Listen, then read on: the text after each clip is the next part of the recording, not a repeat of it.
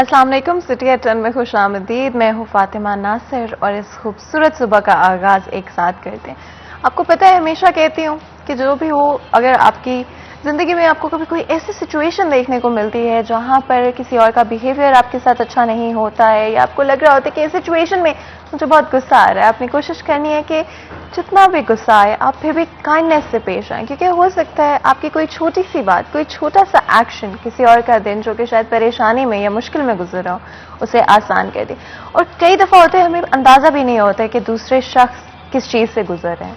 इसलिए हमेशा अगर हो सकता है तो क्यों ना हम लोग काइंडनेस से एक दूसरे के साथ पेश आए और कोशिश करें कि कोई बात नहीं, जाने दें, कुछ नहीं होता, गुस्सा नहीं करना है। और साथ ही साथ आपको पता है हमारी कोशिश होती है कि हमने आप लोगों को अपडेटेड रखना होता है फैसलाबाद की सूरत हाल के हवाले से। सबसे पहले बात करते हैं कि फैसलाबाद शहर के मौसम के क्या सूरत हाल रहेंगे आइंदा 24 घंटे में। अगर बात करें ज्यादा से ज्यादा टेम्परेचर की तो 35 डिग्रीज रहेगा और इसी के साथ कम से कम टेम्परेचर रहेगा 17 डिग्रीज। अगर बारिश की अमकानात की बात करूं तो सिर्फ और सिर्फ 20% चांसेस हैं कि बारिश होगी और हवा 11 किलोमीटर पर आवर की रफ्तार से चलेगी। पिछले एक दो दिन से थोड़ी गर्मी फील होना शुरू हो गई थी, लेकिन ऑलमोस्ट सर्दियां आ ही चुकी हैं। बिकॉज अगर आप शाम के वक्त या रात के वक्त बाहर निकलें तो बहुत ही अच्छा मौसम होता है और अच्छी हवा चल रही होती है। लेकिन आपको पता है स्मोग एक बहुत बड़ा कंसर्न है फैसलाबाद शहर के अंदर, जिसकी वजह से बहुत सारे लोगों को ब्रीदिंग इश्यूज फेस करने पड़ रहे हैं। तो आप कोशिश करें कि सुबह के वक्त, शाम के वक्त अगर आप बाहर निकल रहे हैं, पहले तो कोशिश करें कि अवॉइड करें, लेकिन अगर आप फिर भी बाहर निकल रहे हैं, निकलना पड़ रहा है,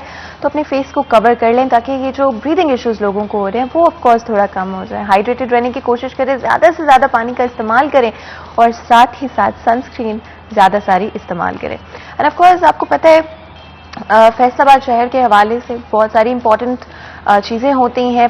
सिटी एट 10 स्पेसिफिकली हमारी कोशिश होती है, हमारी टीम की कोशिश होती है कि फैसलाबाद के टैलेंट को हम लोग हाईलाइट करें। और अगर आप लोगों में भी कोई टैलेंट है, कोई चीज है जो कि आपका पैशन है, तो उसको परस्यू तो आप करते ही होंगे, लेकिन हम चाहते हैं कि आप अपनी 30 सेकंड की वीडियो बनाकर हमारे शो में सेंड करें।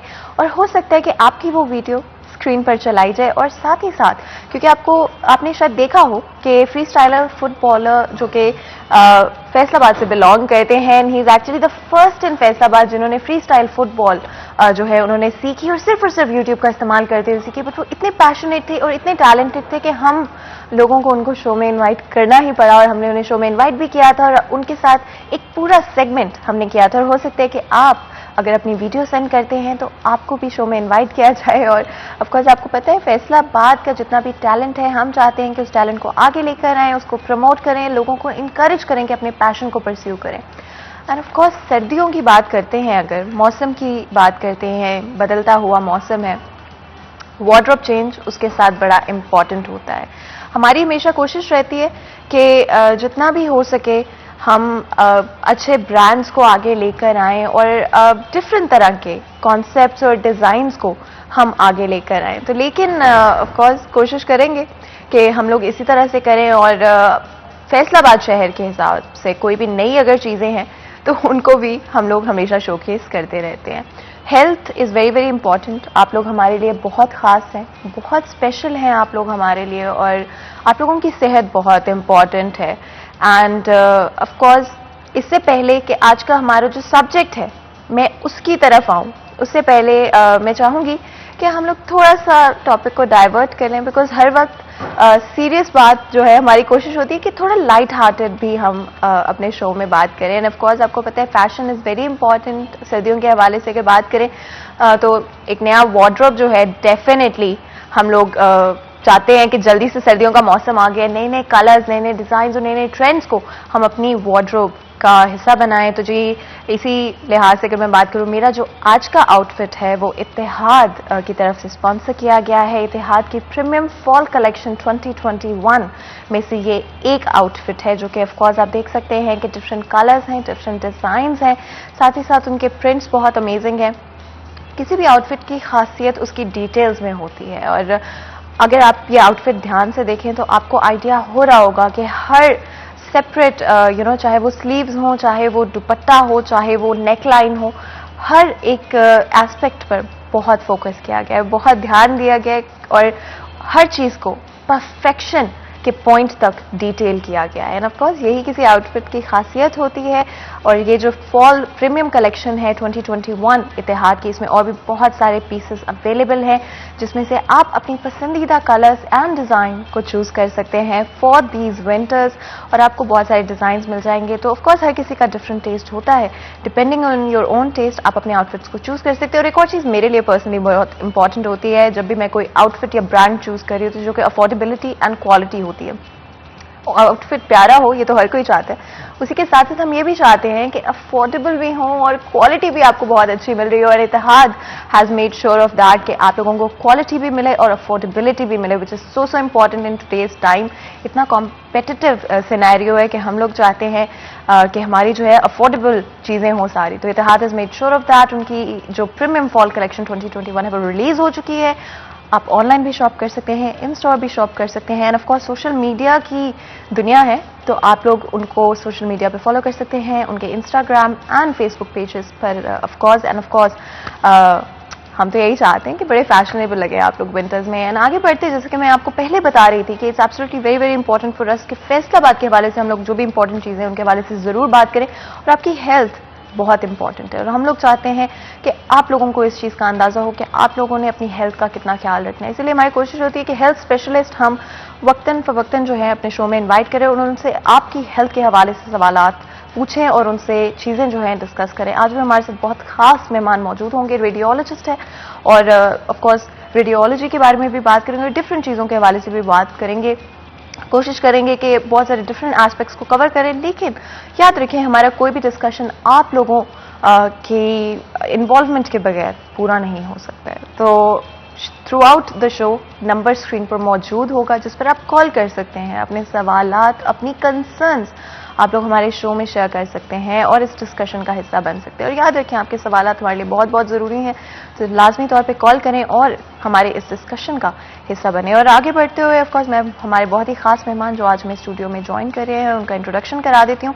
बहुत सारे डिफरेंट एस्पेक्ट्स कवर करने की कोशिश करेंगे। बहुत ही खास मेहमान है। सबसे पहले तो जी आपको वेलकम करते हैं शो के अंदर। बहुत बहुत शुक्रिया आपने हमारे लिए वक्त निकाला। Professor doctor Mohammad Fayaz international radiologist हैं, साथ ही साथ अब्बा हॉस्पिटल के हेड ऑफ डिपार्टमेंट भी है। आपको वेलकम करते हैं शो के अंदर। थैंक यू सो मच, आपने वक्त निकाला ऑफ कोर्स हमारे लिए। और आई नो कि डॉक्टर्स के लिए स्पेशली बड़ा इम्पॉर्टेंट जॉब है, एक बड़ा इम्पॉर्टेंट रोल है सोसाइटी के अंदर लोगों के लिए जो आप लोग काम करते हैं। एंड बहुत सारी एस्पेक्ट्स हैं जो मैं कवर करना चाहती हूँ, but I think I begin by talking a bit about ये जो सबसे ज़्यादा ऐसे कैंसर्स हैं जो कि आए दिन हमें लोगों में देखने को मिलते हैं।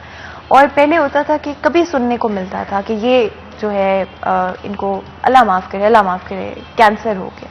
और अब ऐसा एक वक्त आ गया है कि हर दूसरे शख्स को कैंसर हो जाता है। सबसे पहले तो ये बात कर लेते हैं I think to begin the discussion कि आखिर ये इंक्रीजिंग नंबर्स के पीछे क्या वजह है। क्या ये हमारा लाइफस्टाइल है, क्या इसमें हमारा डाइट कुछ रोल प्ले करती है? Thank you very much Fatima, really appreciated कि आपने मौका दिया बात करने का। पहले तो मैं इंट्रोडक्शन करवा दूं regarding interventional radiology. Radiology is a diagnostic thing, interventional is the latest thing जो जदीद तरीका इलाज है।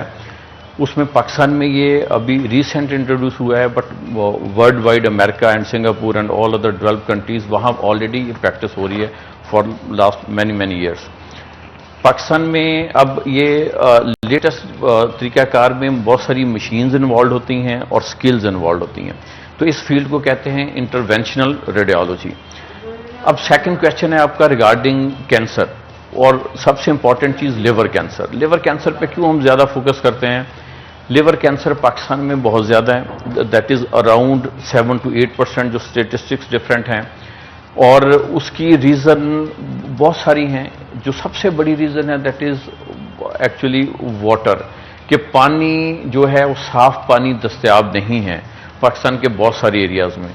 और आपको हैरत होगी कि पाकिस्तान को अगर पंजाब को देखा जाए तो सबसे ज़्यादा लिवर कैंसर फैसलाबाद और सराउंडिंग 800 विलेजेस में है।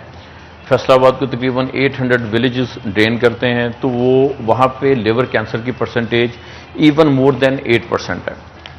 अच्छा, कुछ अर्सा पहले अगर बात करें चाइना की, अराउंड 30 ईयर्स बिफोर चाइना में भी लिवर कैंसर की यही सिचुएशन थी, बट उन्होंने अपनी न्यू टेक्नोलॉजी से, अवेयरनेस से और मुख्तलिफ रेमेडी से वो अल्हम्दुलिल्लाह अब दे एक्चुअली एलिमिनेट, उन्होंने ये चीज़ बहुत हद तक ख़त्म कर दी। अब लिवर कैंसर वहाँ लेस देन 1% है, बट पाकिस्तान में 8% के अराउंड है। तो इसकी जदीद तरीके इलाज वो इंट्रोड्यूस किए हैं पाकिस्तान में, कुछ मेरे कोलीग्स ने, कुछ मैंने। उसमें लिवर कैंसर का जो सबसे बड़ा इशू पाकिस्तान में है वो है डायग्नोसिस का। अब देखें कि लोगों को अवेयरनेस नहीं है, लोगों को ये आइडिया नहीं है कि डायग्नोसिस कैसे होना है। उसमें इवन हमारे जो डॉक्टर हजरात हैं, स्पेशली इन पेरीफ्री, वो रेगुलर इन्वेस्टिगेशंस नहीं करवाते। तो पेशेंट जब डायग्नोज होता है उसका लिवर कैंसर ज़्यादातर मॉडरेट या एडवांस स्टेज पे जा चुका होता है, उसका इलाज ज़रा डिफ़िकल्ट है। अब आपके इस फोरम से आई वांट टू डिस्कस, मैं लोगों को अवेयर करना चाहता हूं कि अगर डायग्नोसिस अर्ली हो जाए, देखिए लिवर कैंसर को रोकना दैट इज सेपरेट इशू, अगर हो गया है दैट इज अनफॉर्चून, बदकिस्मती है, और उसमें अगर डायग्नोसिस अर्ली हो जाए उसका इलाज 100% है। उसमें लेटेस्ट टेक्निक्स हैं जिसमें मैं अभी डिस्कस करूंगा। उसमें एक टेस्ट कहलाता है, test is trans arterial chemo embolisation, ये टेक्निकल वर्ड है और ये एंजियोग्राफी पे किया जाता है।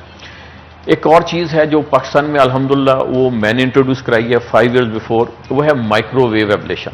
वो पाकिस्तान की सबसे लेटेस्ट टेक्निक है, 5 साल पहले मेरी टीम ने इंट्रोड्यूस की, अब पाकिस्तान के हर बड़े सेंटर में हो रहा है। Microwave ablation laser technique, laser treatment भी कहलाता है, और इससे अगर जिगर का कैंसर अर्ली पता चल जाए तो इसका ट्रीटमेंट 100% है। जो पहले बातें थीं अभी भी हैं कि कैंसर का इलाज नहीं होता, कैंसर का इलाज 100% बिल्कुल अवेलेबल है पाकिस्तान में, सारे जदीद तरीके अवेलेबल हैं, मगर उसमें डायग्नोसिस का टाइम जो है वो बड़ा इंपॉर्टेंट है कि अर्ली डायग्नोसिस, उसमें ट्रीटमेंट 100% है। अगर डायग्नोसिस लेट हो जाए तो उसका ट्रीटमेंट मुश्किल होता है। बिल्कुल जी, and diagnosis is very important. पहले भी हमारे शो में हमने कोशिश की है इस एस्पेक्ट को कवर करने की कि late diagnosis becomes a huge problem. आपने डिफरेंट टेक्निक्स एंड मशीनरी के हवाले से बात की, एंड मैं चाहूँगी थोड़ा सा अगर आप इस हवाले से भी बताएं कि मशीनरी जो है वो किस तरह से वो चेंज करती है डायनेमिक्स को, and latest of course treatments अगर आपके बेहतर होंगे तो क्या डायग्नोसिस भी अर्ली किए जा सकते हैं और किस तरह से ये इफेक्ट करती है? अच्छा, फैसलाबाद में अव्वा टीचिंग हॉस्पिटल एक माशाल्लाह बड़ा लेटेस्ट किस्म का हॉस्पिटल है, ये गटवाला के पास खुर्रावाला में। बिल्कुल। अच्छा, मेरी लाहौर की team basically we are train from Singapore. Singapore से हम लोगों ने जदीद तरीका, पूरा जो लेटेस्ट इन द वर्ल्ड है, दुनिया का जदीद तरीका, वो सारे हम लोगों ने वहीं से सीखे हैं, नंबर 1। नंबर 2, इक्विपमेंट ज़्यादातर कोरियन चलता है वर्ल्ड वाइड, तो कोरिया से ये सारा इक्विपमेंट हम लोगों ने इंपोर्ट किया है। तो अव्वा टीचिंग हॉस्पिटल में अराउंड 5-6 मंथ बिफोर मेरी पूरी टीम लाहौर से उन्होंने ये ज्वाइन किया है, और हम लोग यहाँ पे we introduced many new things, और वहाँ पे माशाल्लाह infrastructure is very strong. Radiology point of view से, डायग्नोस्टिक पॉइंट ऑफ व्यू से, एक्सरे, अल्ट्रासाउंड के अलावा लेटेस्ट 2 CT स्कैन्स लगे हुए हैं, और जो अगला स्टेप फर्दर है दैट इज़ इंटरवेंशनल स्वीट, उसमें angiography is one of the best sweet, और थिएटर्स हैं जिसमें हम लोग ये माइक्रोवेव ट्रीटमेंट करते हैं। तो अव्वा में जो और जो मुझे बड़ा अप्रिशिएट मैं करता हूँ that is the stay of the patient, मतलब वहाँ पे रूम्स इतने एक्स्ट्राऑर्डिनरी हैं, वो style is different, boutique rooms, वो लाहौर में बिल्कुल कहीं भी अवेलेबल नहीं है, बल्कि मेरे बहुत सारे लाहौर के पेशेंट्स प्रेफर करते हैं जी अव्वा में आके ट्रीटमेंट कराया जाए। अच्छा, टेस्ट जो लिवर कैंसर का मैंने 2 किस्म की चीज़ें बताई, एक test trans arterial chemo embolisation, ये एक्चुअली एंजियोग्राफी मशीन पे होता है। एंजियोग्राफी मशीन सेम है जो कार्डियक एंजियोग्राफी करती है, उसी पे करते हैं, और डेफिनेटली बहुत सारी और इक्विपमेंट डिफरेंट होता है, कंज्यूमेबल्स डिफरेंट होती हैं, और अब बिट कॉस्टली, ये ट्रीटमेंट कॉस्टली होते हैं। और मैं एक एग्जांपल दूं कि कॉस्टली पाकिस्तान के लिहाज से बिल्कुल महंगे हैं। फॉर एग्जांपल इसकी कॉस्ट अप्रॉक्सीमेटली 2.5 से 3 लाख होती है। सेम चीज़ टेस्ट और माइक्रोवेव एब्लेशन सिंगापुर में कॉस्ट आती थी Pakistani 22 to 25 lakhs, everything same. It means कि ये पाकिस्तान के लिए बड़ी एक कह लें कि एक बेनिफिट्स हैं कि 5 to 6 times कॉस्ट कम है, machine is the same, skills are the same. वहाँ हम करते थे तो 22 लाख से 25 लाख लगता था और यहाँ अप्रॉक्सीमेटली 2.5 से 3 लाख। अच्छा, इन लेटेस्ट टेक्निक्स में जो बेनिफिट्स हैं पेशेंट को, देखिए लिवर सर्जरी पहले की जाती थी। मैं आपको थोड़ा सा ब्रीफ करूं कि लिवर कैंसर खुदा न खास्ता बदकिस्मती से डायग्नोज हो गया तो आज से 5-7 साल पहले, 10 साल पहले हर पेशेंट का यही ऑप्शन थी कि उसको सर्जरी कर दी जाए। मीन के लिवर का एक पूरा पार्ट वो काट दिया जाए और एक बड़ी सर्जरी होती थी। पेशेंट 2 महीने के लिए बेड पे चला जाता था। This is extra ordinary alternative. Mean के अब आप लेजर ट्रीटमेंट करते हैं, पेशेंट एडमिट होता है, लेजर ट्रीटमेंट होता है, 2 घंटे बाद पेशेंट 2 से 4 घंटे में डिस्चार्ज हो जाता है। No cut, nothing, patient non invasive surgery. Wow. तो इसमें इट मीन्स कि एक तो पेशेंट की 2 महीने की एडमिशन और वो सारी चीजें और मेजर सर्जरी अवॉइड हुई, number 1। Number 2, patient is fit after just 2 to 4 hours. उसके बाद पेशेंट इज सेम, जैसे वो आया था उसी तरह जाएगा। मीन उसका खाना पीना, चलना फिरना, ऑल एक्टिविटीज सेम, उसमें कोई चेंज नहीं है। This is marvellous. और इसमें अब जो न्यू स्टडीज हुई हैं वो अमेरिका में, सिंगापुर में एंड कोरिया एंड चाइना में, उन स्टडीज के लिहाज से laser treatment is equal to resection. Mean के लेजर ट्रीटमेंट कराएं या एक मेजर सर्जरी कराएं, बोथ आर इक्वल। बिल्कुल जी। और हमारे लिए हमारे कॉलर्स बहुत इंपॉर्टेंट है। एक कॉल है तो बात करते हैं। अस्सलाम वालेकुम जी। हेलो जी अस्सलाम वालेकुम। जी वासलाम मैम, कैसी हैं आप? ठीक ठाक हैं? मैं बिल्कुल ठीक हूँ, आप कैसे हैं? हाँ, अल्लाह पाक का शुक्र है। मेरा नाम मोहम्मद अकबर मलिक है और मैं अल्लामा इकबाल कॉलोनी फैसलाबाद से बोल रहा हूँ।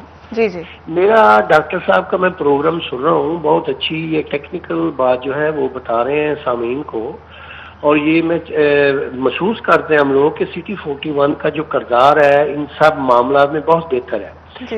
तो मैं सर ये पूछना चाहता हूँ आपसे कि जो जिगर की एक SGPT होती है, जो एक इनिशियल स्टेज होती है किसी भी जो जिगर की प्रॉब्लम है, उसकी अलामा से सबसे पहली अलामा SGPT का डिस्टर्ब होना है।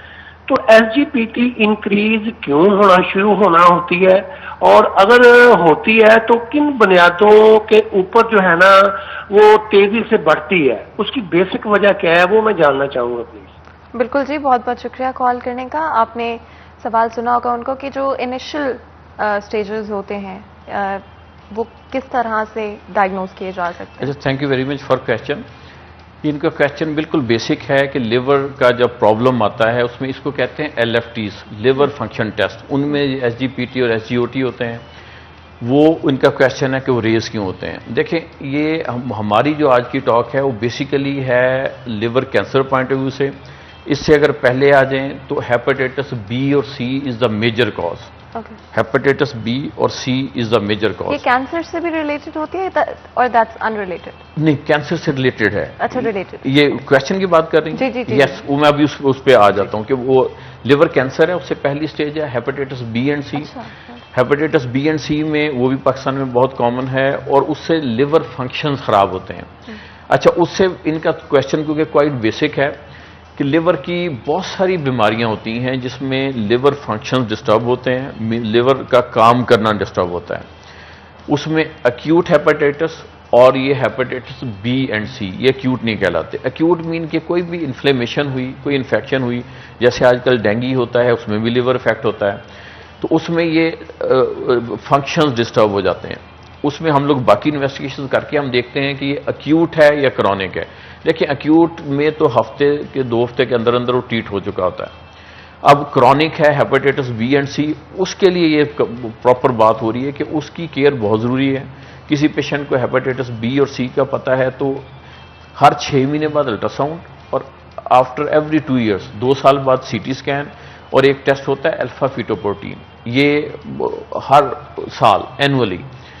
ये अगर हमारी प्रोटोकॉल्स में शामिल हो जाएं तो हम खुदा ना खास्ता जिनको कैंसर हो रहा है तो उनका कैंसर हम बहुत अर्ली डिटेक्ट कर सकते हैं। बिल्कुल जी। एंड ऑफ कोर्स मजीद भी गुफ्तगू होगी ट्रीटमेंट्स के हवाले से भी, डायग्नोसिस के हवाले से भी। आपकी सेहत हमारे लिए बहुत बहुत इंपॉर्टेंट है। Stay tune. छोटा सा ब्रेक लेते हैं, ब्रेक के बाद हाजिर होंगे। कहीं मत जाइएगा, हमारे साथ रहिएगा।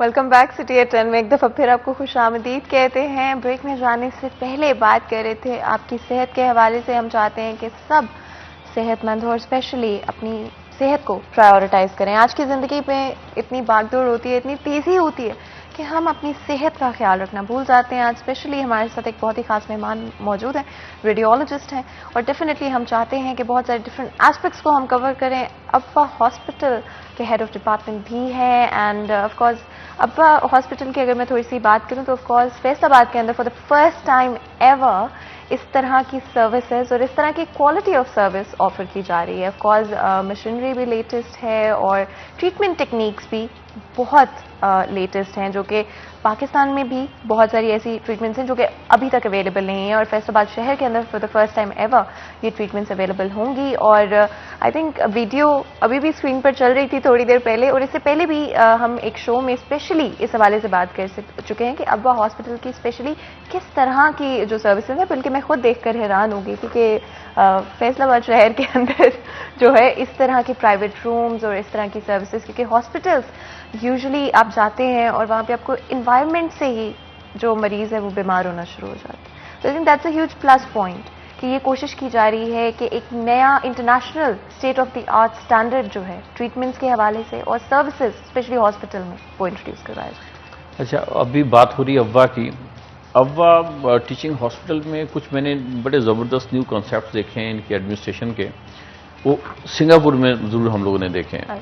उसमें देखिए सिंगापुर में ये एक एनवायरनमेंट चलता है कि पेशेंट को फील ना हो कि just hospital, everything is like hospital. इन्होंने एक न्यू टच दिया है, टू एस्पेक्ट्स हैं। वन इज द एस्थेटिक्स के, that is boutique style of hospital. उसमें आप ओपीडी जाएं तो ओपीडी में आपको एक डिफरेंट फीलिंग्स आती हैं, नॉट ओनली पेशेंट मतलब feelings are different.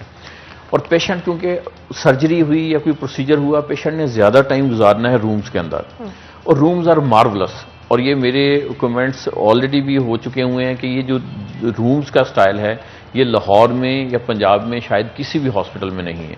That is entirely different style, और पेशेंट बड़ा कंफर्टेबल होता है। अच्छा, अब टेक्नोलॉजी की बात है। ये अव्वा की बड़ी कंट्रीब्यूशन है फॉर फैसलाबाद कि इन्होंने हर लेटेस्ट टेक्नोलॉजी को फोकस किया है। वो मैं हूँ या डिफरेंट और स्पेशलिटीज़ हैं जो फैसलाबाद में मैनी ऐसी ट्रीटमेंट्स हैं जो मैनी लेटेस्ट जदीद तरीका इलाज है जो फैसलाबाद में ऑलरेडी लोगों को अवेलेबल नहीं था, नंबर वन। नंबर टू, लोगों को अवेयरनेस नहीं थी। इस प्रोग्राम की तवासत से ये हमारी बिल्कुल डिस्कशन बहुत ही इंपॉर्टेंट रहेगी कि लोगों को अवेयरनेस हो कि मुख्तलिफ बीमारियों का जदीद तरीका इलाज वर्ल्ड वाइड क्या है और फैसलाबाद में और पाकिस्तान में क्या इंट्रोडक्शन हो चुका हुआ है। उसमें एक मैं बात करूंगा फिर माइक्रोवेव एब्लेशन की। माइक्रोवेव एब्लेशन लेटेस्ट टेक्निक है जिसमें लिवर कैंसर की हमारी बात हो चुकी हुई है। एक्स्ट्रा ऑर्डिनरी और कंट्रीब्यूशन जो अव्वा की है वो फाइब्राइड्स की है। फाइब्राइड्स एक खवातीन में बड़ी कॉमन बीमारी है और ये डेंजरस नहीं होती, ये कैंसर नहीं होता, ये बच्चादानी में एक रसौली बन जाती है, मगर इसके साइड इफेक्ट्स और इफेक्ट्स बहुत होते हैं। मीन के इनफर्टिलिटी होती है और डिसफंक्शनल ब्लीडिंग ज़्यादा हो सकती है और मैनी अदर थिंग्स। ये पीसीओएस से तो रिलेटेड नहीं है? नहीं, ये डिफरेंट है। इसमें ये जैसे कैंसर एक होता है, ये रसौली होती है, दिस इज नॉट कैंसर, ये बिनाइन रसौली है जिसको फाइब्राइड्स हम कहते हैं या टेक्निकल वर्ड में लियोमायोमा कहते हैं। अच्छा, ये फाइब्राइड्स जो हैं इसका अभी तक ट्रीटमेंट ये है कि जो खवातीन सर्जरी नहीं करवाना चाहती, क्योंकि सर्जरी में यूट्रस के लॉस होने का खतरा होता है, सर्जरी नहीं करवाना चाहती, वो सारी उम्र फाइब्राइड्स को ऐसे ही लेके चलती हैं, मेडिसिन से ख़त्म नहीं होता।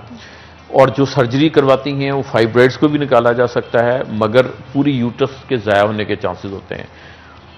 पूरे पाकिस्तान में कॉमनेस्ट प्रोसीजर इसका अभी तक वो सर्जरी है, मगर अब अव्वा में हम लोगों ने इंट्रोड्यूस किया है तो 4-5 महीने पहले वी डिड मैनी पेशेंट्स, बहुत सारे पेशेंट्स हम कर चुके हुए हैं। इसमें लेज़र ट्रीटमेंट है, उसी तरह जैसे मैंने बताया था कि पेशेंट एडमिट होता है, लेज़र से पूरा फाइब्राइड ख़त्म होता है और पेशेंट 2 से 4 घंटे बाद घर चला जाता है। यूट्रस को नुकसान 0%, इनफर्टिलिटी का डर 0%। इट मीन्स कि दुनिया का सबसे जदीद तरीका इलाज है और ये पाकिस्तान में हमारी टीम ने फर्स्ट टाइम इंट्रोड्यूस किया है। हमने इंट्रोड्यूस किया लाहौर में कोई 2 साल 2.5 साल पहले किया है और अव्वा में अभी इस साल, और we are doing regularly in Awwa. और ये बहुत कॉस्टली नहीं है, और जो इसमें जो बड़ी अव्वा की पॉजिटिव चीज़ है कि सेहत इंसाफ कार्ड वहाँ हर प्रोसीजर के लिए वैलिड है। जो अफोर्डिंग हैं डेफिनेटली वो प्राइवेट चैनल में जाएंगे। जो सेहत इंसाफ कार्ड है उनका फ्री ऑफ कॉस्ट, जितने ये प्रोसीजर्स हैं फ्री ऑफ कॉस्ट होंगे। तो इसमें अब फर्दर जो मैं ऐड करूंगा माइक्रोवेव का, कुछ कैंसर लंग्स के होते हैं, कुछ कैंसर किडनीज गुर्दों के होते हैं, और एक चीज़ बात करूंगा मैं थायराइड की। अब थायराइड में भी हम लेज़र ट्रीटमेंट करते हैं, और ये जस्ट फॉर इंट्रोडक्शन के थायराइड का जो लेज़र ट्रीटमेंट है वो पूरे पाकिस्तान में मैं करता हूँ अल्हम्दुलिल्लाह।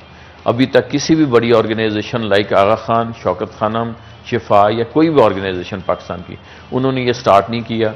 ये मैं 2-2.5 साल से ये थायराइड का बगैर ऑपरेशन के लेज़र ट्रीटमेंट करते हैं। तो ये माइक्रोवेव के लिहाज से इट मीन्स कि माइक्रोवेव एक ऐसी टेक्नोलॉजी है जो अव्वा में मौजूद है, और हमारे पास पाकिस्तान की इस वक्त सारी latest technologies related to microwave वो अव्वा में मौजूद हैं।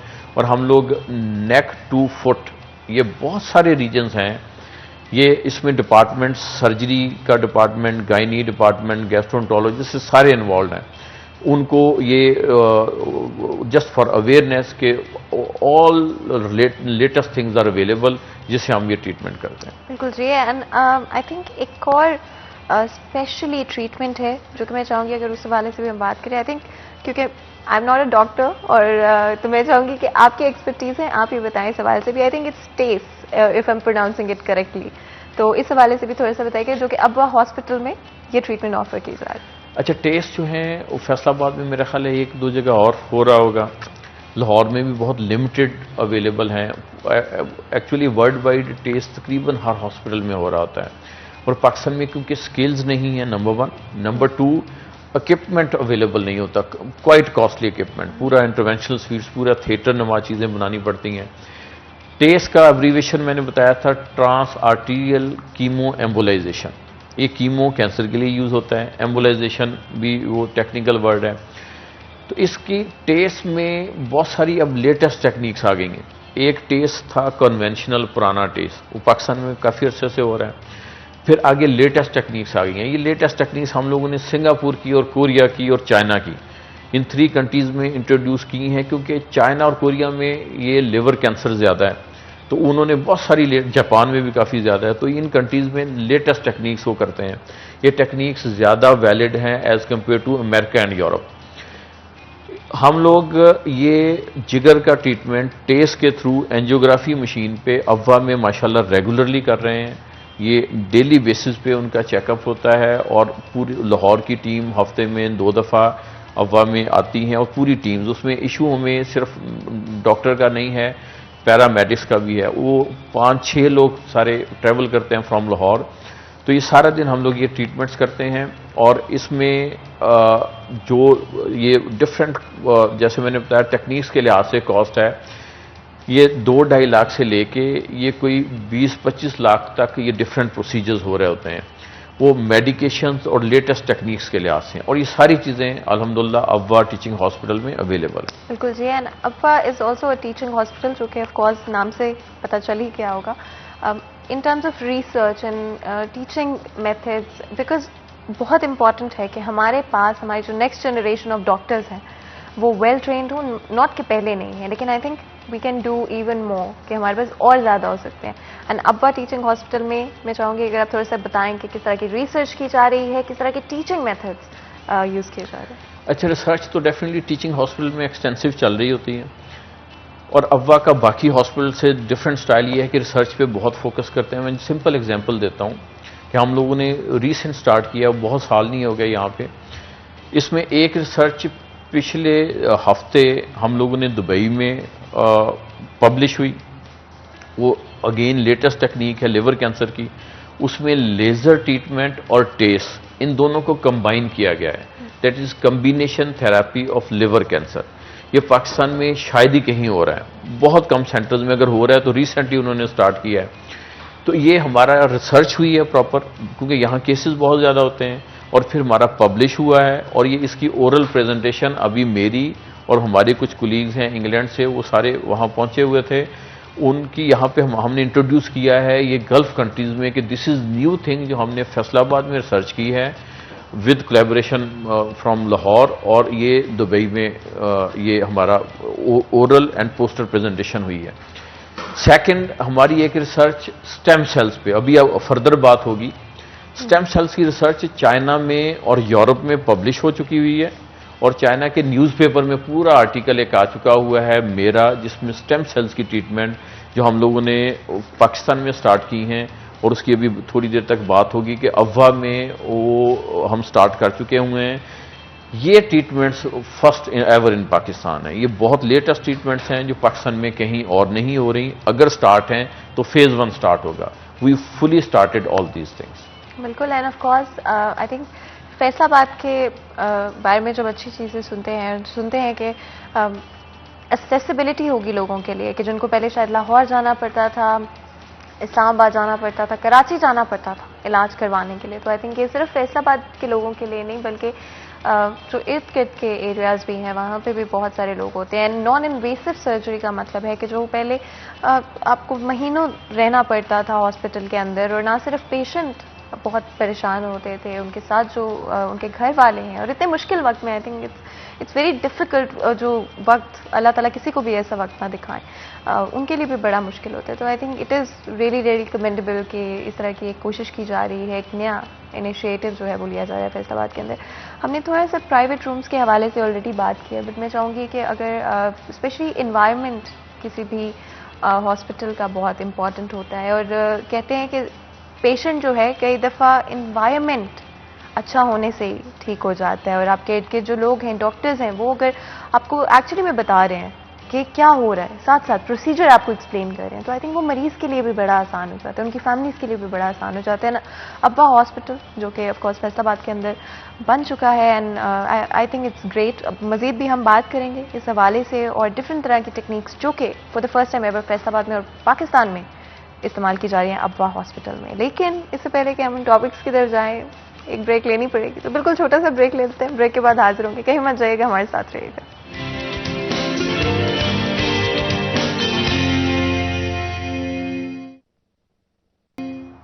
वेलकम बैक सिटी एट 10 में एक दफ़ा फिर आपको खुशामदीद कहते हैं। ब्रेक में जाने से पहले स्पेशली आज बात हो रही थी डिफरेंट टेक्निक्स के हवाले से, ट्रीटमेंट्स के हवाले से, जो कि for the first time ever Pakistan में एंड फैसलाबाद के अंदर अब्बा टीचिंग हॉस्पिटल में इंट्रोड्यूस करवाई जा रही हैं। हम तो यही चाहते हैं कि हर कोई सेहतमंद हो, और अल्लाह ताला से हम हमेशा यही दुआ करते हैं कि कभी ऐसा वक्त ही ना आए जहाँ पर आपको किसी अपने प्यारे को या खुद कोई इस तरह की बीमारी जो है उससे फेस करनी पड़े। और ऑफ कोर्स लेकिन हम चाहते हैं कि आपके पास वो अवेयरनेस भी हो।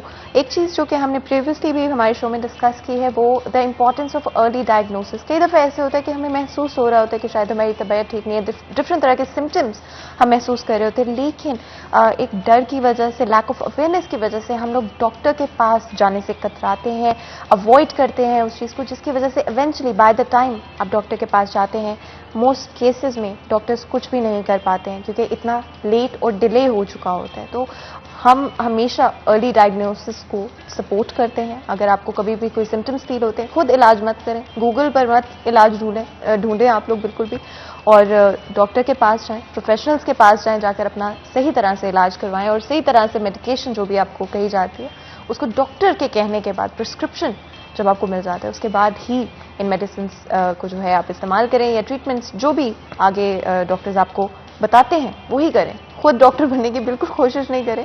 और of course early diagnosis is very very very important.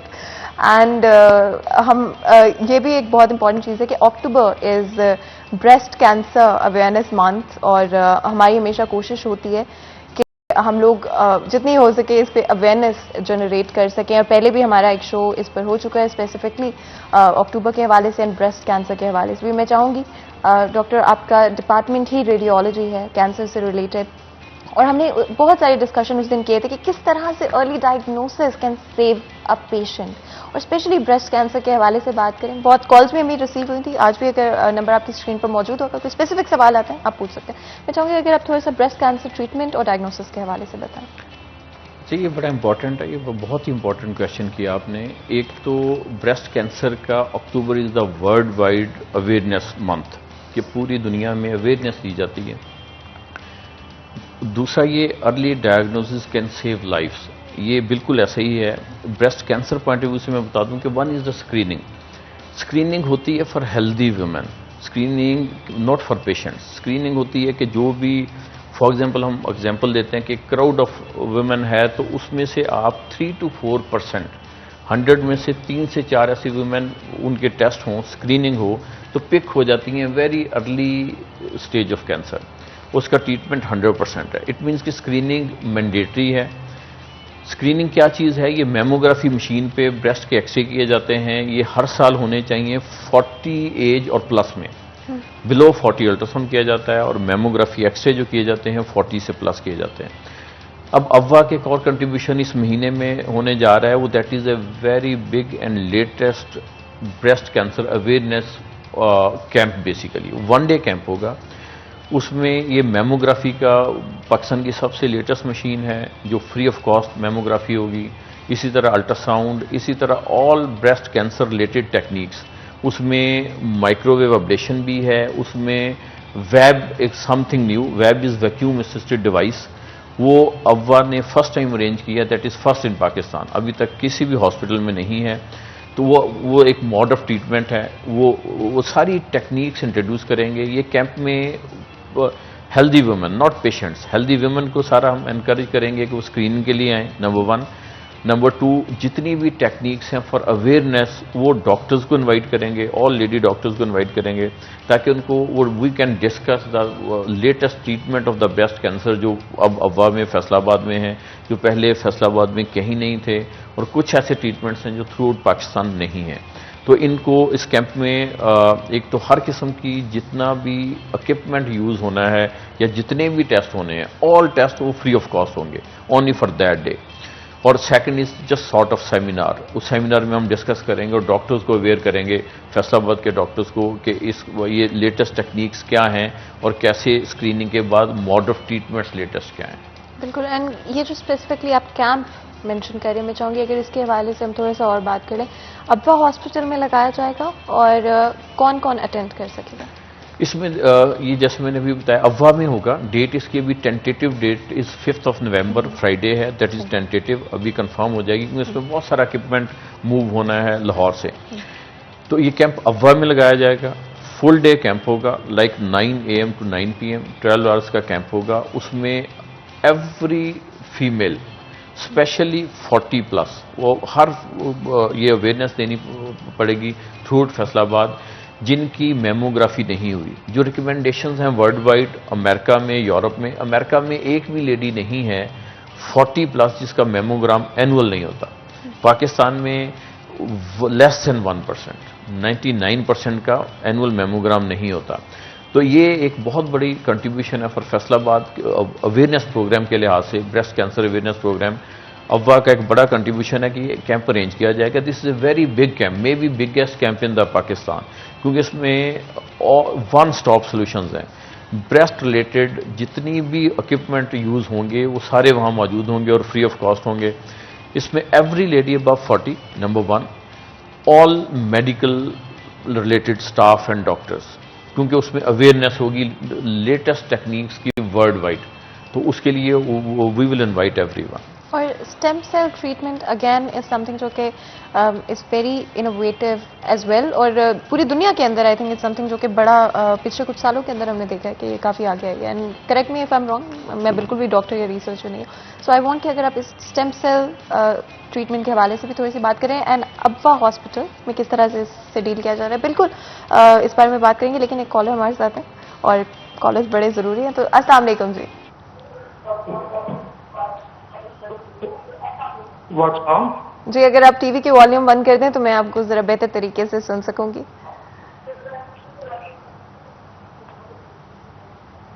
ठीक है भाई। जी जी हाँ जी, बताएं क्या पूछेंगे। ये मेरे आप ना ये खेती में एक निकला हुआ है, ये गिल्ट से बनी हुई है, इसमें ये फैट है डॉक्टर, तो कहते हैं इसका करेंगे तो उसका अंदर का मसला हो सकता है, पत्थर का मसला हो सकता है। तो ये जो डॉक्टर साहब बता रहे हैं इसका भी कर सकते हैं? आपको समझ आ गया सर? जी बिल्कुल बिल्कुल समझ जी, आ गया। बहुत बहुत शुक्रिया कॉल करने का। डॉक्टर साहब जो हैं अभी आपका जवाब। जी, मुझे आइडिया हो गया हुआ है। ये गिल्टी का सबसे पहले हम इन्वेस्टिगेशन करेंगे, ये बिल्कुल करते हैं, बल्कि कल ये पेशेंट आ सकते हैं, अवाम में आ जाएं कल 11 बजे।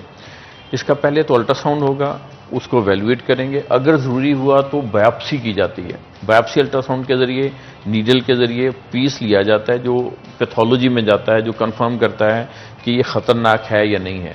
अवाम में ये हर किस्म की गिल्टी का प्रॉपर ट्रीटमेंट किया जाता है, ये आ सकते हैं। बिल्कुल जी। एंड ऑफ कोर्स अब वापस आ जाते हैं स्टेम सेल रिसर्च के हवाले से एंड ट्रीटमेंट के हवाले से। जी, स्टेम सेल आपने बिल्कुल सही कहा, that is the most latest type of treatments in the world. ये अभी अमेरिका भी स्ट्रगल कर रहा है और ऑल डेवलप्ड कंट्रीज स्ट्रगल कर रहे हैं टू एस्टेब्लिश दीज थिंग्स। मगर पाकिस्तान में अभी ये बिल्कुल न्यू है, ये वर्ड भी न्यू है, उसके ट्रीटमेंट्स भी न्यू हैं। स्टेम सेल की जो बेसिक चीज़ ये है कि इसमें कोई मेडिकेशन यूज़ नहीं होती, पेशेंट के अपने सेल्स जो हैं मुख्तलिफ ट्रीटमेंट्स में यूज़ किए जाते हैं। तो that is the main thing कि नो मेडिकेशन एट ऑल, इसलिए इसका नुकसान is zero, side effect is zero. अच्छा, इसके डिफरेंट फेजेज़ हैं। ये फैसलाबाद में हम फेज़ 1 एंड फेज़ 2 स्टार्ट कर चुके हुए हैं। फेज़ 3 में वो लेटेस्ट ट्रीटमेंट आएंगे जिनकी कॉस्ट तकरीबन 1 करोड़ तक जाती है अमेरिका में, और दुबई एंड कोरिया में, सिंगापुर में कोई 70 to 80 लाख जाती है। और फेज़ 3 जब हम स्टार्ट करेंगे पाकिस्तान में तो that is just around 1 million to 1.5 million, mean के 10 टाइम्स ये सस्ता होगा। स्टेम सेल की सबसे ज़्यादा टेक्नोलॉजी कोरिया से ही डेवलप हुई थी और हम लोगों ने भी कोरिया से ही ये अब अफवा हॉस्पिटल में। जी, अफवा में ये वी स्टार्टेड ऑलरेडी, ये कोरियन सिस्टम है सारा। इसमें जो अभी हम लोग जो स्टार्ट कर चुके हुए हैं दैट इज़ फॉर जॉइंट्स के ट्रीटमेंट के लिए। जॉइंट्स जो क्रॉनिक पेन चलती हैं विदाउट एनी मेडिकेशन, ये अल्हम्दुलिल्लाह पेशेंट बिल्कुल फिट होते हैं, नंबर 1। नंबर 2, इसमें कुछ बीमारियों के लिहाज से, लिवर कैंसर के लिहाज से, या लिवर जो सिरोसिस हेपेटाइटिस है उसके लिहाज से भी वो स्टार्ट कर चुके हैं। बिल्कुल जी, एंड दैट्स एब्सोल्युटली अमेजिंग, क्योंकि हमेशा अच्छा लगता है जब हम पूरी दुनिया में जो लेटेस्ट टेक्निक्स और ट्रीटमेंट्स इस्तेमाल की जा रही हैं एट आवर डोर स्टेप अफवा हॉस्पिटल में अवेलेबल हैं, जो कि ऑफकोर्स फैसलाबाद में है। एंड डेफिनेटली कोई भी इशू होता है डॉक्टर के पास जाएं, डिले मत करें। बहुत बहुत शुक्रिया आपका डॉक्टर साहब, आपने ज्वाइन किया आज हमें। यहाँ पे एक छोटा सा ब्रेक लेते हैं, ब्रेक के बाद हाजिर होते हैं। कहीं मत जाइएगा, हमारे साथ रहिएगा।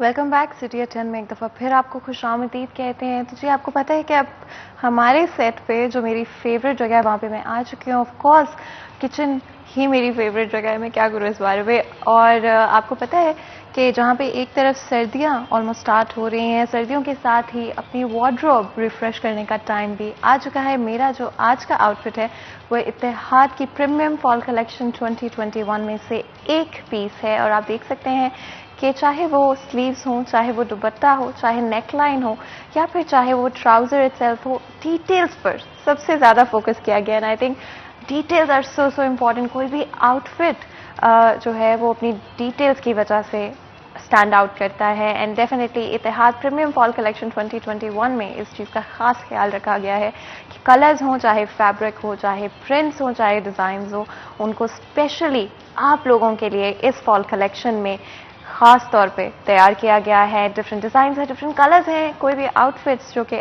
आपके टेस्ट के मुताबिक है वो आपको डेफिनेटली इस बहुत ही डाइवर्स कलेक्शन के अंदर मिल जाएगी और आप जाके उसे खरीद सकते हैं। आप इन स्टोर भी चेकआउट कर सकते हैं या फिर ऑनलाइन भी आप ऑफ कोर्स चेक कर सकते हैं। इसी के साथ साथ सोशल मीडिया का ज़माना है, सोशल मीडिया पे तस्वीरें भी डालनी होती है, बट साथ ही साथ इत्तेहाद का जो ऑफिशियल पेज है उसके ऊपर जाकर आप इस कलेक्शन के बारे में और भी जान सकते हैं, पिक्चर्स भी देख सकते हैं और साथ ही ऑफ कोर्स मतलब ट्यून्ड भी रह सकते हैं इन केस ऑफ कि नई अपडेट्स आ रही हैं और क्या नई हैपनिंग्स है। बिकॉज आपको पता है सोशल मीडिया के साथ अपडेटेड रहना बहुत ज़रूरी होता है। और मुझे पर्सनली कोई भी ब्रांड के बारे में ये चीज़ बड़ी इंपॉर्टेंट लगती है कि वो अफोर्डेबल भी हो और उसकी क्वालिटी बहुत इंपॉर्टेंट होती है। एंड आई थिंक इत्तेहाद की प्रीमियम फॉल कलेक्शन 2021 में इस बात का खास ख्याल रखा गया है कि कलेक्शन अफोर्डेबल भी हो और क्वालिटी भी आपको अच्छी मिले। एंड सब चीज़ें बहुत ज़रूरी होती हैं एंड पर्सनली मेरे लिए बहुत ज़रूरी होता है कि कपड़े क्वालिटी वाइज भी अच्छे हों, डिज़ाइन, प्रिंट्स एंड फैब्रिक भी बहुत अच्छा हो। And of course go check Ittehad की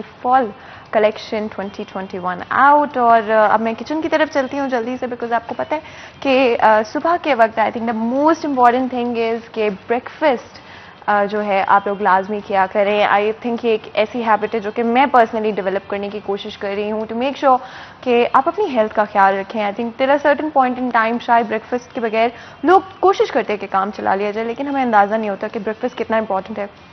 और ऑफ कोर्स कोई भी चीज़, कोई भी खाना तैयार करने से पहले it's very very important to know कि आप कौन सा कुकिंग ऑयल इस्तेमाल करेंगे। गोल्डन कुकिंग ऑयल बनाने वालों का कहना है कि उनके कुकिंग ऑयल में स्पेशली आपकी सेहत को नंबर 1 प्रायोरिटी रख के इंग्रेडिएंट्स का इस्तेमाल किया गया है, चाहे फिर वो आप ब्रेकफास्ट हो, लंच हो या डिनर बना रहे हो, चाहे फिर वो ट्रेडिशनल कुकिंग हो या फिर ओवन में बेक कर रहे हो, या जो आजकल ट्रेंडिंग नई तरह की कुकिंग मेथड्स हैं उनमें से कोई एक आप इस्तेमाल कर रहे हैं। गोल्डन कुकिंग ऑयल बनाने वालों का दावा है कि आपको रेस्टोरेंट जैसा खाना जो है वो घर पे आप तैयार कर सकते हैं। और ऑफ कोर्स आज की दुनिया में ये भी बड़ा ख्याल रखना पड़ता है कि आप अपनी फिटनेस का ख्याल रखें, अपनी फिजिक का और इम्यूनिटी का भी आप ख्याल रखें। गोल्डन कुकिंग ऑयल बनाने वालों का दावा है कि इन सारी चीज़ों का उन्होंने खास तौर पर ख्याल रखा है। कोई भी खाना जो कि आप गोल्डन कुकिंग ऑयल में बनाते हैं वो ना सिर्फ लो इन कैलोरी होगा बट साथ ही साथ आपकी सेहत के लिए बहुत अच्छा होगा। और ऑफकोर्स सेहत बहुत ज़रूरी होती है, हर कोई चाहता है कि वो फिट रहे, और इसी चीज़ का ख्याल रखते हुए गोल्डन कुकिंग ऑयल बनाने वालों ने सिर्फ और सिर्फ बहुत हेल्दी इंग्रेडिएंट्स का इस्तेमाल किया है। और उनका ये भी कहना है कि बर्निंग पॉइंट हाई होने की वजह से आपके खाने में जो भी न्यूट्रिएंट्स हैं, यानी कि जो भी इंग्रेडिएंट्स का आप इस्तेमाल कर रहे हैं, बाय द टाइम आपका खाना तैयार होता है वो सारे इंग्रेडिएंट्स इंटैक्ट होंगे आपके खाने के अंदर। तो जी कौन नहीं चाहते कि वो हेल्दी भी हो, मज़ेदार भी खाना खा रहे हैं और साथ ही साथ फिट भी आप लोग रह सके। और आपको पता है सुबह का वक्त कभी भी कंप्लीट नहीं हो सकता चाय के बगैर, और हमारी एक रिवायत, एक ट्रेडिशन बन चुका है कि हम लोग अपने स्टूडियो में लाजमी तौर पे सुबह के वक्त चाय ज़रूर बनाते हैं। और मेरी कोशिश होती है कि जब एक दफ़ा स्टूडियो में आप आ जाएं तो उसके बाद चाय लाजमी तौर पे बना ली जाए, और आप लोगों के साथ बनाने से बेहतर और क्या हो सकता है। अब चाय का इंतखाब भी बड़ा ज़रूरी होता है। डियर टी बनाने वालों का कहना है कि उनकी जो टी लीव्स हैं स्पेसिफिकली दुनिया के बेहतरीन बागात से चुनकर लाए जाते हैं, जिसकी वजह से उनकी पत्ती इतनी फाइन होती है।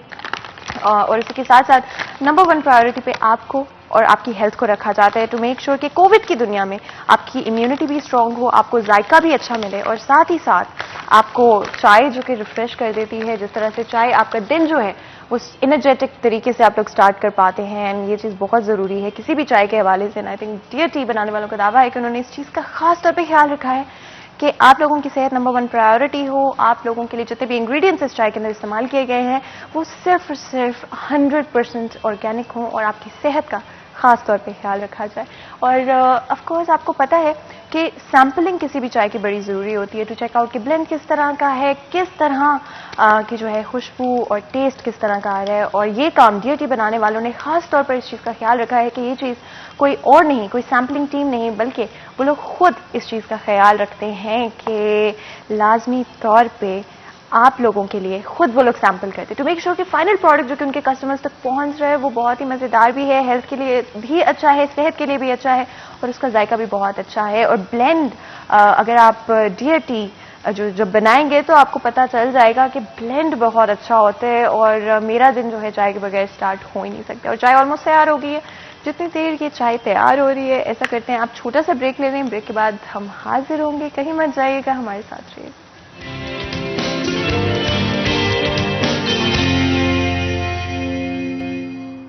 वेलकम बैक सिटी एट 10 में एक दफ़ा फिर आपको खुश आमदीद कहते हैं। तो जी ब्रेक में जाने से पहले ऑफकोर्स आपको पता है चाय के बगैर तो दिन स्टार्ट हो ही नहीं सकता है, और चाय बन गई थी और फिर ऑफकोर्स शो को आगे भी तो बढ़ाना है, तो आगे बढ़ते हैं। और अब नेक्स्ट ऑफकोर्स आपको पता है कि skin care is very important. आज की दुनिया में अपनी स्किन का ख्याल रखना और नेचुरली अपनी स्किन का ख्याल रखना बहुत ज़रूरी है, और कोशिश करनी चाहिए कि जितना भी हो सके अपनी स्किन को प्रोटेक्ट करें हम लोग, और प्रिवेंशनरी मेजर्स दें, बचाए के इलाज की तरफ जाएं ताकि अपनी स्किन को ऑलरेडी हम लोग हेल्दी रख सकते हों। लेकिन ये सारी बातें मैं तो ऑफकोर्स थोड़ी बहुत इधर उधर से सोशल मीडिया से रिसर्च करके पता कर लेती हूँ, तो हमने सोचा कि हम लोग एक्सपर्ट को बुलाते हैं, उनसे बात करते हैं और बड़े ज़रूरी सवालात पूछते हैं स्किन केयर के हवाले से, किस तरह से अपनी स्किन का बेहतर तरीके से हम ख्याल रख सकते हैं और ग्लोइंग और हेल्दी लुकिंग स्किन जो है वो हमारे लिए भी रियलिटी बन सकती है, जो कि ऑफकोर्स हर कोई चाहता है आज की दुनिया में। एंड दैट्स वाई आज हमारे साथ बहुत ही खास मेहमान स्टूडियोज में मौजूद हैं। अगर आपके कोई भी सवालात हैं, कंसर्न्स हैं या एक्सपीरियंसेस हैं स्किन से रिलेटेड, आप कोई सवालात पूछना चाहते हैं तो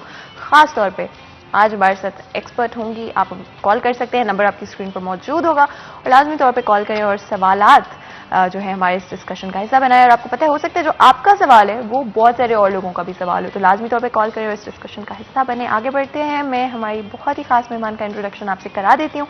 डॉक्टर अरीज खालिद हमारे साथ मौजूद होंगी, कंसल्टेंट फेशियल एस्थेटिक हैं, एंड ऑफ कोर्स आपको वेलकम करते हैं शो के अंदर। बहुत बहुत शुक्रिया अरीज, आपने वक्त निकाला हमारे लिए, हमारी ऑडियंस के लिए। स्किन केयर बहुत इंपॉर्टेंट है, हर कोई चाहता है कि उनकी स्किन जो है सोशल मीडिया रेडी होनी चाहिए, and I think that is the best way to put it, कि आज की दुनिया में बगैर आपको फाउंडेशन इस्तेमाल के, बगैर मेकअप इस्तेमाल के, हर कोई चाहता है कि उनकी स्किन जो है नेचुरली ग्लो करती हो। सबसे पहले तो आई थिंक बेसिक्स के हवाले से थोड़ा सा बात कर लेते हैं कि स्किन केयर की बेसिक एलिमेंट्स क्या होने चाहिए। सबसे पहले अगर हम आते हैं तो डाइट तो सबसे पहले इम्पॉर्टेंट है, क्योंकि जो आप खाते हैं वो आपके चेहरे पर नज़र आता है। और हम बच्चों को बहुत शुरू से ही अगर उस चीज़ के ऊपर गाइड करें कि उनकी डाइट हेल्दी होनी चाहिए, नेचुरल होनी चाहिए, हार्मोन्स से रिलेटेड जितनी भी फूड्स उनको अवॉइड अगर किया जा सके, डेफिनेटली कम्प्लीटली अवॉइड करना पॉसिबल नहीं है, लेकिन उनकी आप अगर रोज़ ले रहे हैं, थोड़ा स्पैन बढ़ा दें, प्रोटेक्शंस आ जाती हैं। सन ब्लॉक बहुत अर्ली एजेस से कोशिश करनी चाहिए कि उसको इस्तेमाल करना शुरू कर दिया जाए। जिस तरह भी आपने बात की कि प्रिवेंटिव मेजर्स डेफिनेटली बहुत ज़रूरी हैं, क्योंकि जब एक प्रॉब्लम जनरेट हो जाती है तो उसके बाद फिर वो थोड़ा सा ज़ाहिर है कॉम्प्लिकेशंस की तरफ बाद दफ़ा चली जाती है। उसकी वजह ये होती है कि लोग घर पर ट्रीट करने की कोशिश कर रहे होते हैं और वो माइनर इश्यूज से फिर वो कॉम्प्लिकेटेड की तरफ ट्रांसफ़र हो जाती है। सन ब्लॉक की प्रोटेक्शन डेफिनेटली वो बहुत ज़्यादा इम्पॉर्टेंट है। उसमें जो दूसरा पॉइंट है कि लगाना कैसे चाहिए। बहुत सारे लोग अभी आदत भी नहीं बन रही है यहाँ पर तो लोगों की कि वो सन ब्लॉक को यूज़ करें, और दूसरी चीज़ है कि इतनी कोई ख़ास एजुकेशन भी नहीं है कि उसको किस तरह से लगाना चाहिए। बाज़ दफ़ा लोग ये समझते हैं कि हम अगर सिर्फ बाहर धूप में निकल रहे हैं तो ही हमें ज़रूरत है। आप घर के अंदर भी हैं तब भी आप उसको लगाएं, एंड एवरी 3 to 4 आवर्स आप उसको रिपीट डेफिनेटली करें, क्योंकि इतनी लंबी प्रोटेक्शन वो आपको नहीं दे सकता कि आप सुबह 8 बजे लगाएं और शाम 6 बजे तक आपको प्रोटेक्शन मिले, ऐसा नहीं होगा। That's actually not possible. इसके अलावा डर्ट से डेफिनेटली बहुत सारे लोगों का एक्सपोजर, बाहर निकल रहे होते हैं बच्चे बच्चियां सब बाहर, इवन ख़वातीन भी हैं, वर्किंग लेडीज़ हैं, इवन जो हाउस वाइफ्स हैं, बाहर का एक्सपोजर हर बंदे का होता है। उससे रिलेटेड आपको क्लेंजिंग बहुत इम्पॉर्टेंट है, क्योंकि ज़ाहिर आप बाहर निकलेंगे, क्लॉग्ड होंगे आपके पोर्स, और उसके बाद उसकी वजह से प्रॉब्लम्स और जनरेट होंगी, एक्नी की तरफ चली जाती हैं, एलर्जीज़ की तरफ चली जाती हैं, हाइपर पिगमेंटेशन की तरफ चली जाती हैं। तो इनमें से जितनी भी प्रॉब्लम्स हैं उन सब को बेसिकली अवॉइड एक अच्छी केयर करके किया जा सकता है। ठीक है, उसमें क्लेंजिंग बहुत ज़्यादा इंपॉर्टेंट, डेली बेसिस पे करें, हार्श क्लेंजिंग नहीं। कुछ चीज़ों को आप अपनी रूटीन का हिस्सा बनाएं, लाइक आपकी डेली रूटीन की हैं, उनमें आपने क्या क्या करना है। कुछ को आप वीकली बेसिस पे करें, कुछ को आप मंथली बेसिस पे करें। अगर हम डेली बेसिस की बात करेंगे तो cleansing is very important, like gentle cleansing, जिसमें आप टोनिंग कर लें, और टोनर से ये होता है कि आपके पोर्स ज़रा मिनिमाइज हो जाते हैं, तो वो ओपन पोर्स की वजह से जो क्लॉगिंग हो रही है वो अवॉइड हो जाती है। वीकली बेसिस पे अगर आप आएंगे तो उसमें स्क्रबिंग आ जाती है, मास्क का यूज़ आ जाता है। अगर आप मंथली बेसिस पे चले जाएंगे, you should definitely take facial, and one of the best is hydra facial. लेकिन वो डेफिनेटली आपको किसी ट्रेन बंदे से लेना चाहिए, प्रेफरेबली अगर आपके पास डॉक्टर की फैसिलिटी करीब अवेलेबल है तो इट्स रियली वेरी गुड कि आप वहाँ से इस चीज़ को अवेल करें। तो जी, हमारे कॉलर हमारे लिए बहुत ज़रूरी हैं, आप लोगों के सवाल हमारे लिए बहुत बहुत ज़रूरी हैं। कॉलर हमारे साथ मौजूद है, बात करते हैं। अस्सलाम वालेकुम जी, कैसी हैं आप? मैं बिल्कुल ठीक हूँ अल्हम्दुलिल्लाह। बताएं जी, क्या पूछेंगे?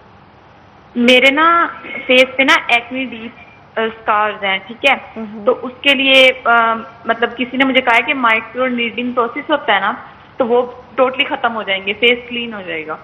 चलें जी, बिल्कुल पूछना था। जी जी बिल्कुल जी, कोई और इलाज है तो वो बता दें। बिल्कुल जी, बहुत बहुत शुक्रिया कॉल करने का।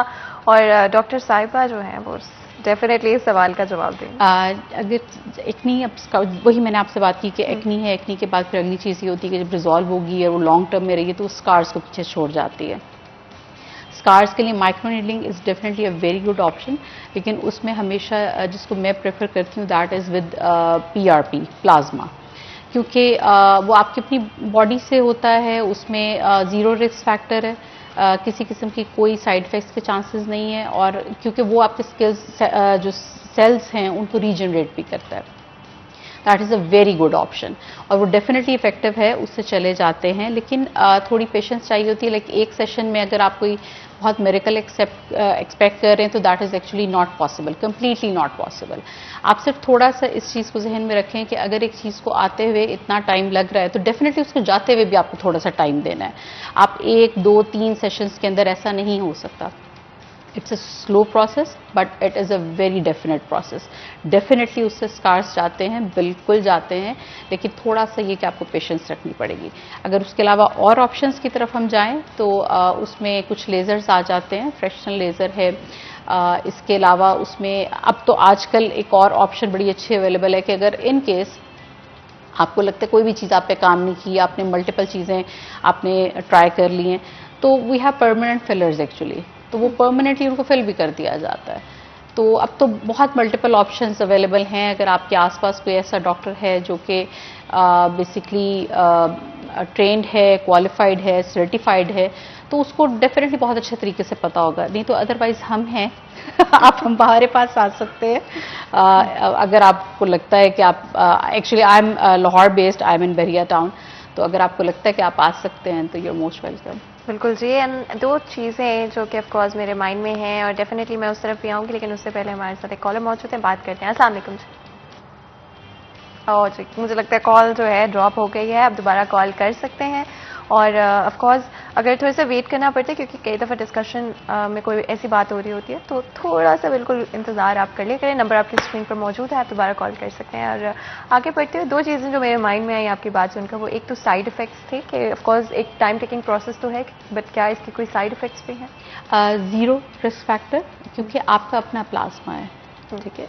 इसकी फॉरेन बॉडी तो कोई उस पर इन्वॉल्व है नहीं। साइड इफेक्ट सिर्फ ये है कि जाहिर है उसके बाद थोड़ी प्रोटेक्शन की ये जरूरत है कि sunblock is a must, ठीक है।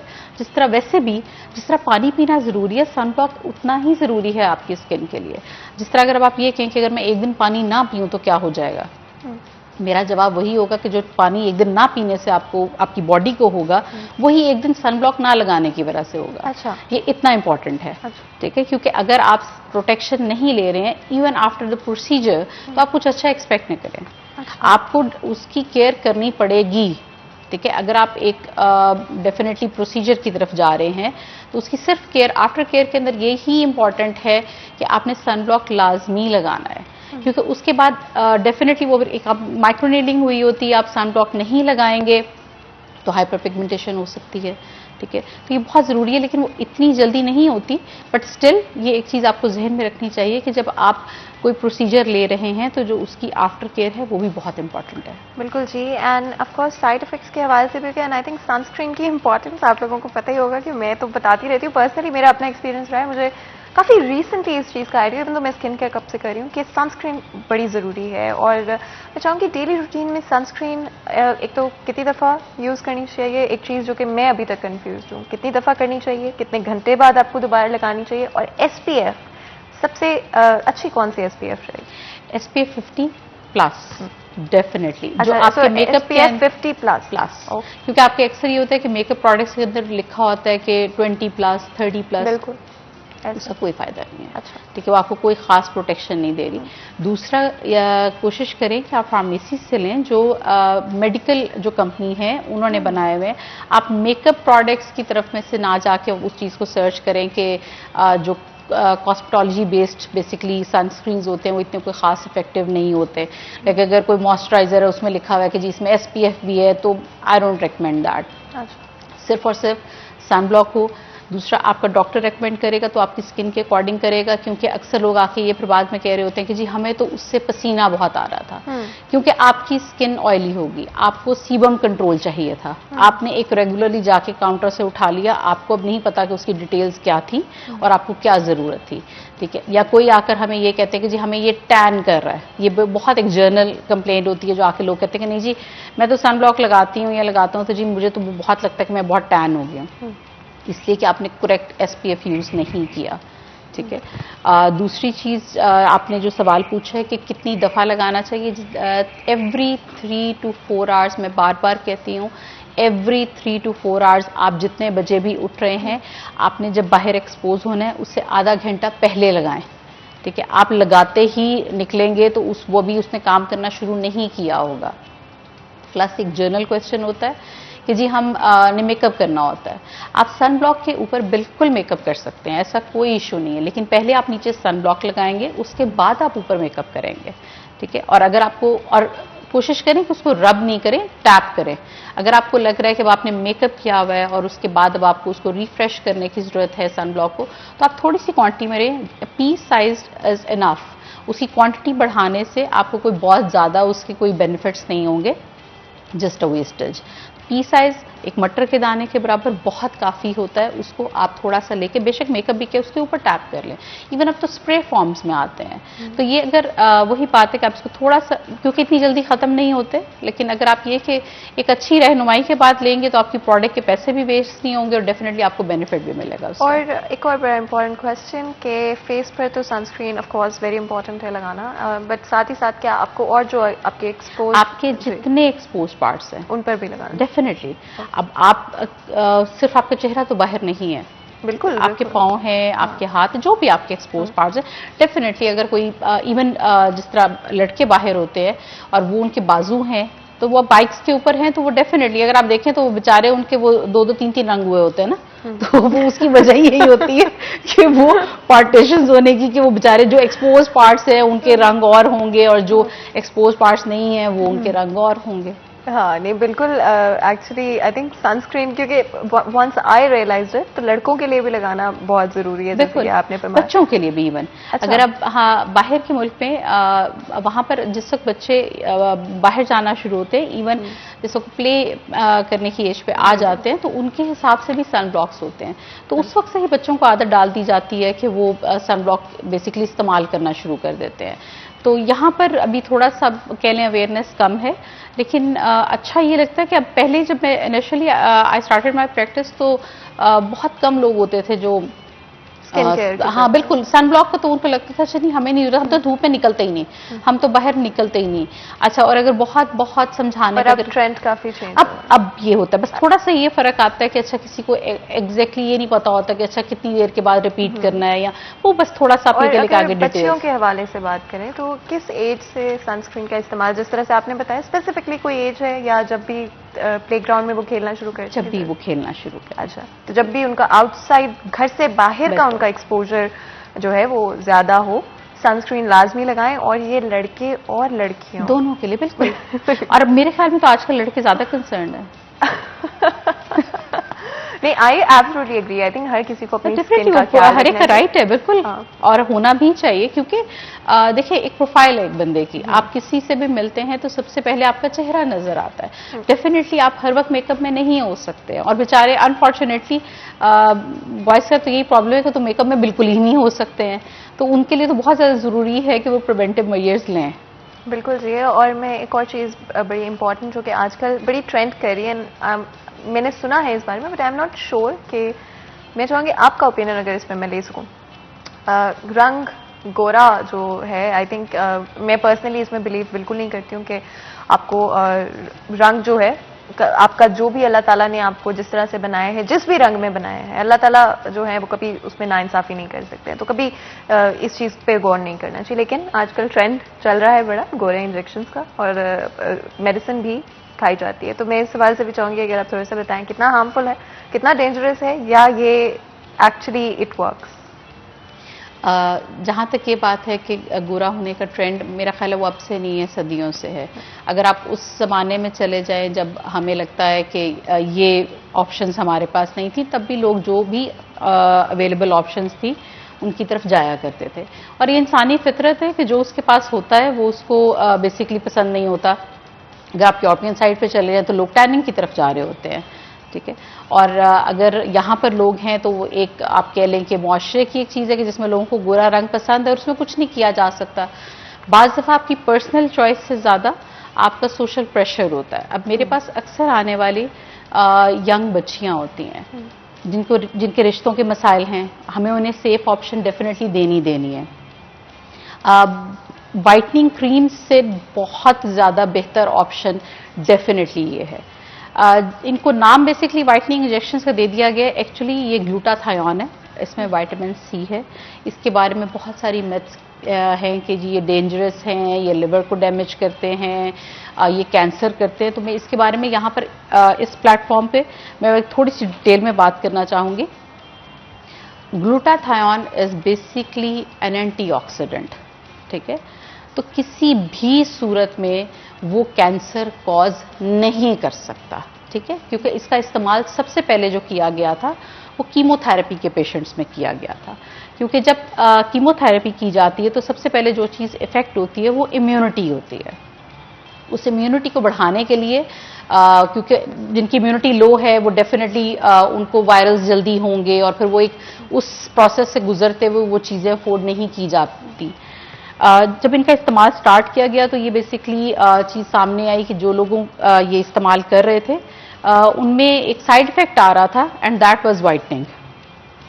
फिर इसका इस्तेमाल लिवर सिरोसिस के पेशेंट में किया गया और वो भी इसलिए कि उनकी लिवर हेल्थ को बेहतर करने के लिए।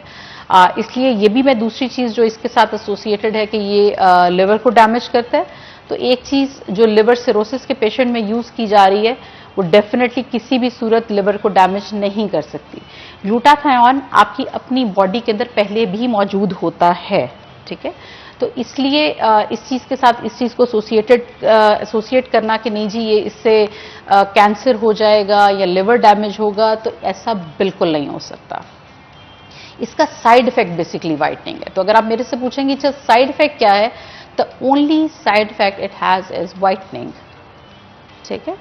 हाँ, हमारे पाकिस्तान के अंदर जो वाइटनिंग क्रीम्स की मोनोपोली बहुत स्ट्रांग है, ठीक है, क्योंकि आपको काउंटर्स पे मिक्स क्रीम्स हर बंदा जानता है। अब तो खैर बहुत और ऑप्शंस आ गई हुई हैं, बहुत बेज़रर नज़र आने वाली चीज़ें। अक्सर लोगों को लग रहा होता है कि इसमें कुछ नहीं है, स्टीरॉयड नहीं है, मर्करी नहीं है। तो अगर मैं एवेलुएट करूंगी कि अच्छा दो ऑप्शंस हैं, ठीक है, आप मेरे पास आके एक बंदा ठीक है उसकी पर्सनल चॉइस है for what ever the reason, जो भी उसके पीछे वजह है, वो गोरा होना चाह रहा है, ठीक है, तो वो एक उसके पास ऑप्शन है कि वो क्रीम इस्तेमाल करे जिसमें मर्करी का कंटेंट क्या है हमें नहीं पता, जिसमें स्टीरॉयड का कंटेंट क्या है हमें नहीं पता, लेकिन हर बंदे को ये तो पता है कि ये दोनों डेंजरस हैं, इसके बारे में तो कोई और राय नहीं, ठीक है।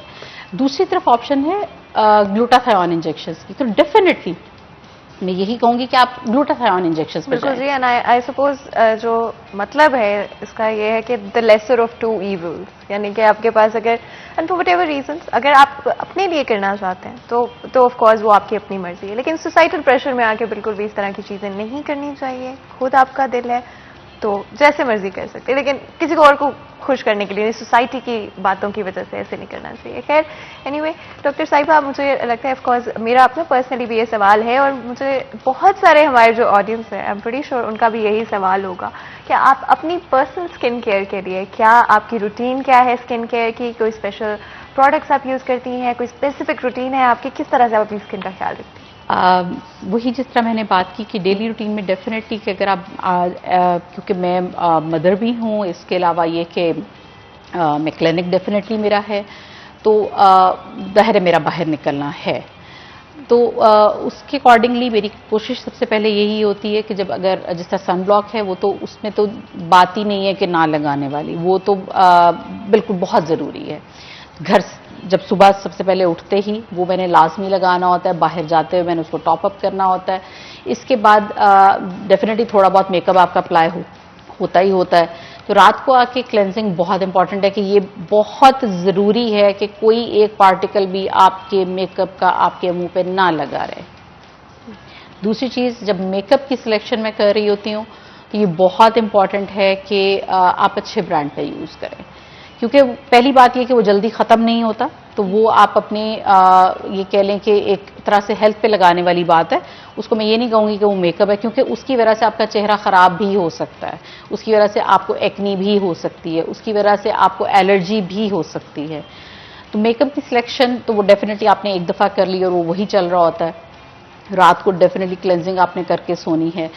वीकली मैं लाजमी मतलब एक प्रॉपर क्लेंजिंग जिसमें एक्सफोलिएशन है और इसके अलावा बाद में फिर मास्क की एप्लीकेशन है, ये मैं लाजमी करती हूँ। एब्सोल्युटली आई सपोज यही आपकी ग्लोइंग स्किन का राज है और it's really good to know and आप लोग भी फॉलो कर सकते हैं और मजीद भी गुफ्तगू करेंगे स्किन केयर से रिलेटेड। ऑफ कोर्स बहुत इंपॉर्टेंट टॉपिक है, लेकिन ब्रेक लेना पड़ेगा, तो छोटा सा ब्रेक लेते हैं। ब्रेक के बाद हाजिर होंगी, कहीं मत जाइएगा, हमारे साथ रहिएगा।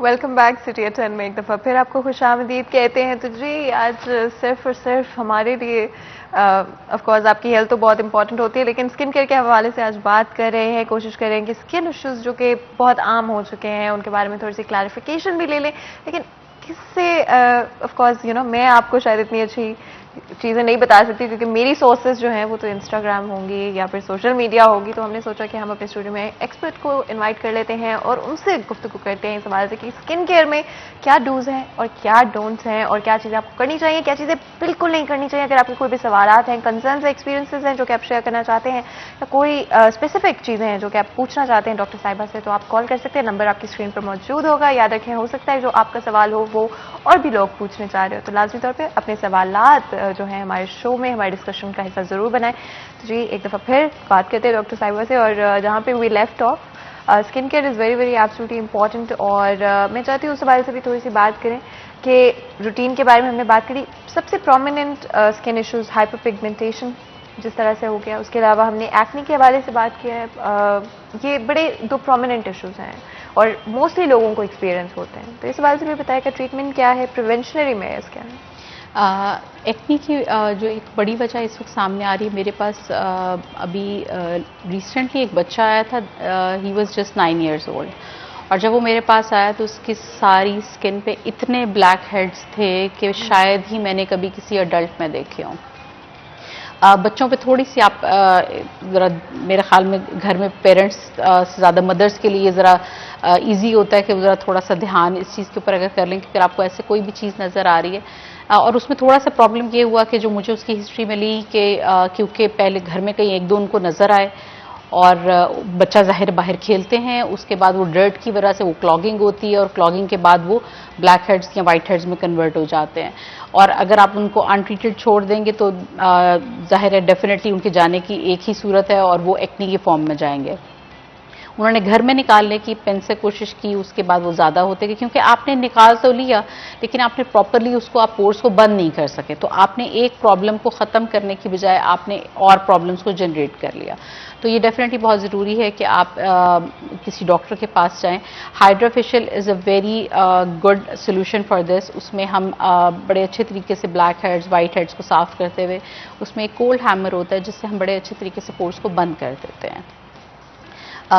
ये एक बहुत कॉमनली नज़र आने वाली वजह, क्योंकि अक्सर मेरे पास लोग आते हैं और उसके बाद कहते हैं जी हमने इतने ट्रीटमेंट्स ले लिए हैं और हमें बिल्कुल कोई फ़र्क नहीं पड़ रहा है एक्ने में। बच्चियाँ आती हैं, यंग बच्चियाँ आती हैं, अब तो खैर इवन मैरिड ख़वातीन के अंदर भी ये प्रॉब्लम। तो उसमें पीछे वजह यही होती है कि जब हम देखते हैं उसको मैग्नीफाइंग ग्लास में तो उनकी स्किन भरी होती है वाइट हेड्स और ब्लैक हेड्स से। ऑफ कोर्स हमारे कॉलर्स हमारे लिए बहुत ज़रूरी है। एक कॉलर हमारे साथ मौजूद हैं, बात करते हैं। अस्सलाम वालेकुम जी।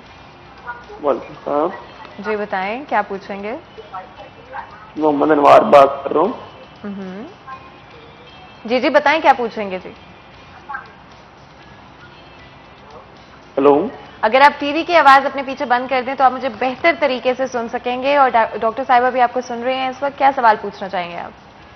जी मेरी स्किन पे ना ब्लैक दाग पड़ना शुरू हो गए। अच्छा जी, आई थिंक ब्लैक हेड्स की बात कर रहे हैं, if I M correct.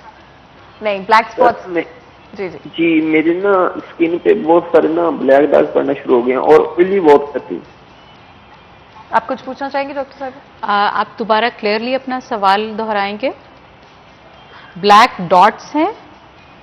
Ji black दाग पड़ना शुरू हो गया, ब्लैक दाग।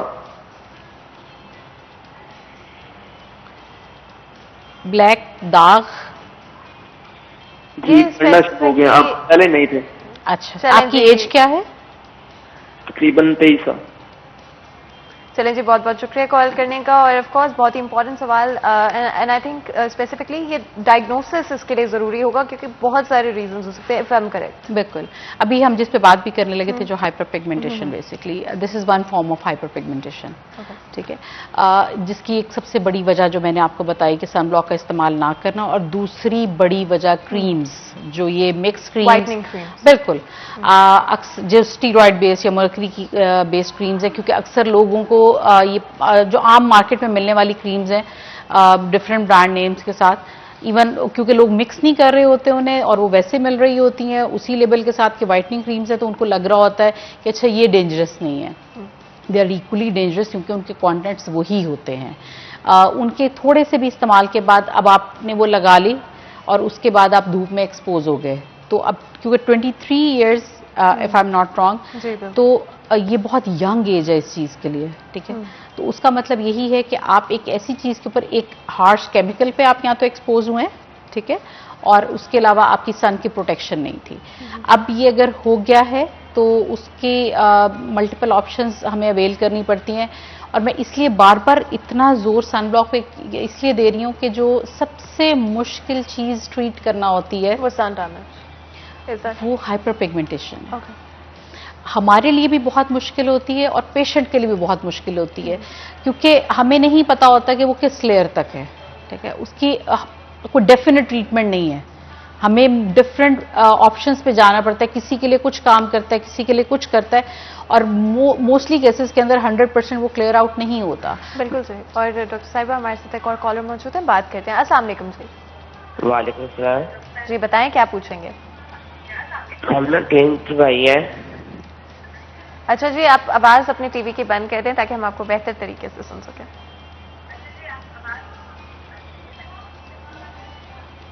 हेलो, हाँ जी बिल्कुल, मैं बोल रही हूँ कि अगर आप अपनी टीवी की आवाज बंद कर दें तो मैं आपको बेहतर तरीके से सुन सकूंगी।